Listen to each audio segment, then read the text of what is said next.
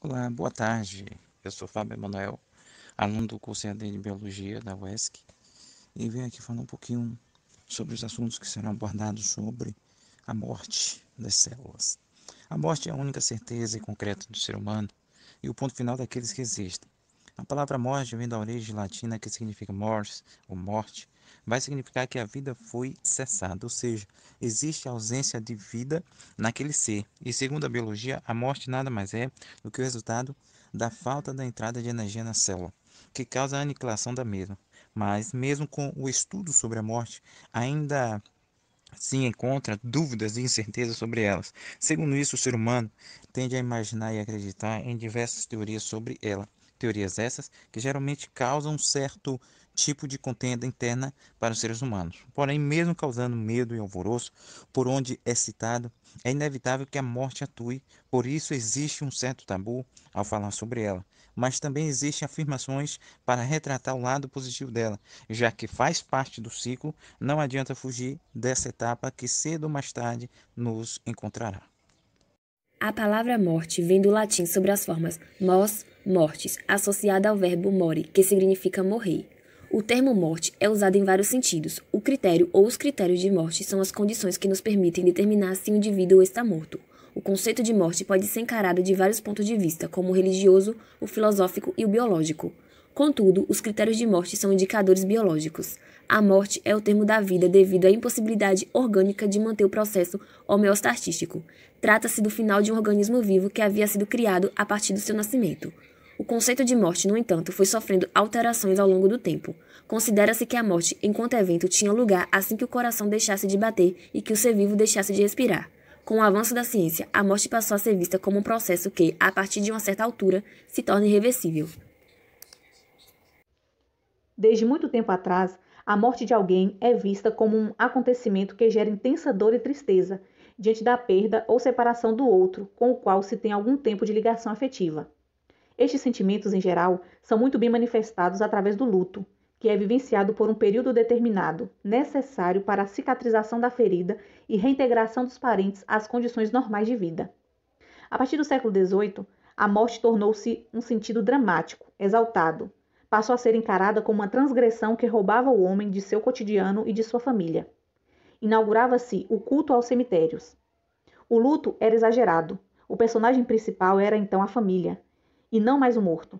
Não se temia mais a própria morte, mas a do outro. A partir da segunda metade do século XIX, a morte se transformou em um tabu. Os parentes do moribundo passaram a tentar poupá-lo, esconder a gravidade do seu estado. A partir dos anos 1930, a medicina mudou a representação social da morte. Já não se morria mais em casa, entre parentes, mas no hospital, sozinho. Os avanços da ciência permitem prolongar a vida ou abreviá-la. Pacientes podem ser condenados a meses ou anos de vida vegetativa, ligados a tubos e aparelhos.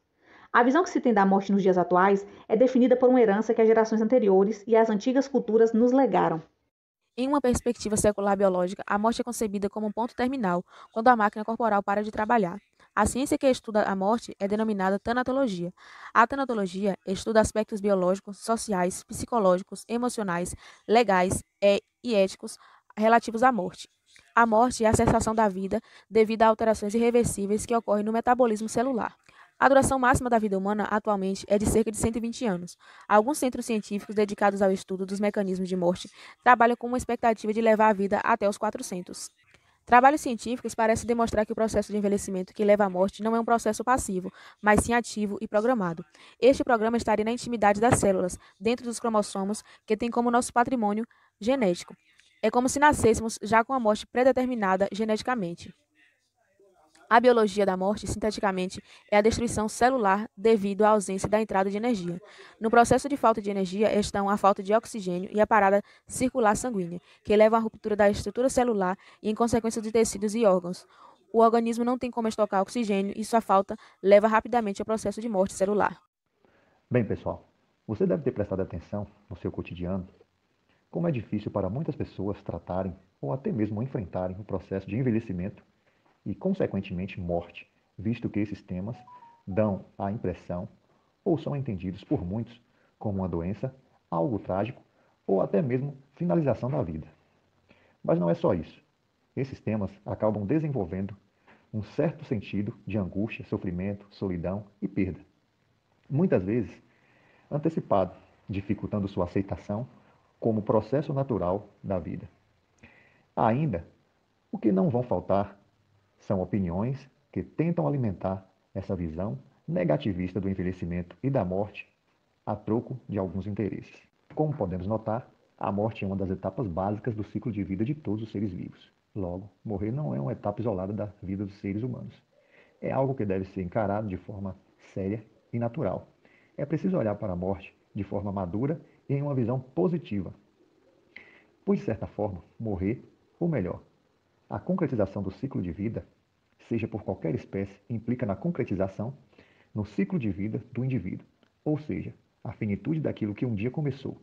E também, em uma visão biológica, significa a contribuição da possibilidade de vida ou existência para novos indivíduos, em um ciclo constante e contínuo.